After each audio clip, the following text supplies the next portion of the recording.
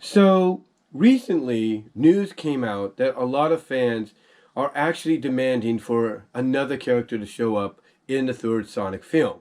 Now, for a lot of us fans, of course, we know of a certain, I guess you could say, darker version of our blue hero, making their debut in the third film due to what was shown at the end of the second movie. We know that. And don't worry, I will be talking about my take on the film real soon. Don't worry about that.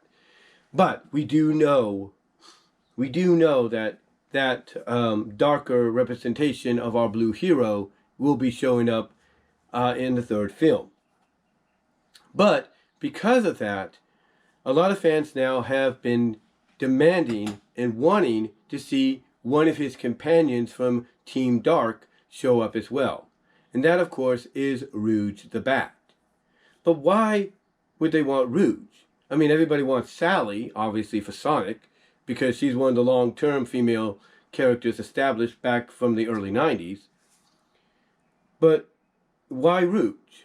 Well, like I said, she is looked at as a companion to Shadow in Team Dark, and the only one that could really, I guess you could say, get through to him and make him realize that, hey, not everything is about wiping things out. You need to think about what you're going to do before you do it, and maybe, have some common sense before such and such and all that. Basically, her role is to make him realize vengeance is not the answer and stuff, and really just help establish him in the world. But we also know that Rouge is associated with Knuckles. So if fans want Rouge in the third film, wouldn't it be more more aquatic? Not aquatic, but more. I guess you could say, what's the word I'm looking for? Wouldn't it be more simplified if, let's say, she showed up in the Knuckles Paramount Plus series before showing up in Sonic 3? Wouldn't it make more sense, I should say? I think it would. I think it would make a lot more sense if she showed up in the Knuckles series before Sonic 3, and here's why.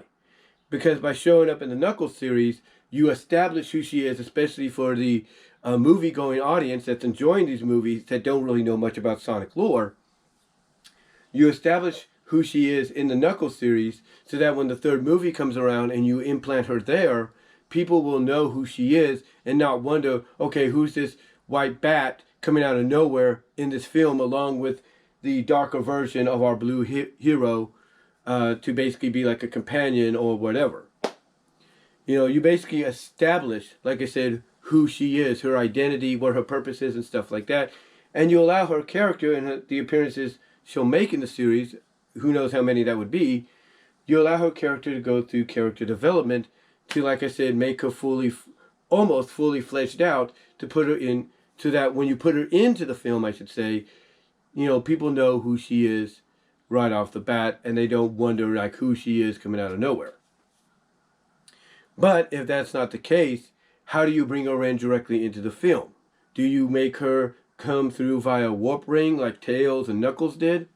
Do you have her, looked at as an experiment that was created and has been around for a long time and has more of an idea of what the world's about than, let's say a certain dark, alternate version of our hero? Do you do it that way? What's the direction? How do you establish her? If you're just going to directly put her into the film, that's another good question to wonder.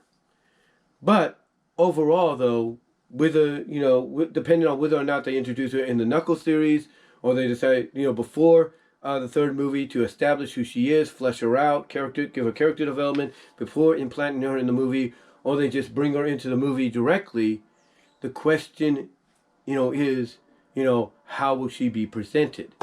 Because we know sometimes they will change things about characters, not much, especially when it comes to Sonic, Tails, and Knuckles, as we have seen. But sometimes they will change characters up a little bit to be different than what they originally were. Will she still be a thief? Will she be a gun agent? Or will she be a treasure hunter that's going from planet to planet and she just happens to show up on Earth because she senses the power of the Master Emerald and thinks, hey, that's the biggest treasure I could find. I'm going to get that. How do you do that? How do you establish her?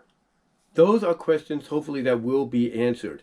But depending on how they answer them, whether it's with the Knuckles Paramount Plus series, whether it's with the Sonic 3 movie, one thing is for certain, just like a certain princess known as Sally Acorn, fans too want Rouge in the movies, especially the third one, because of a certain dark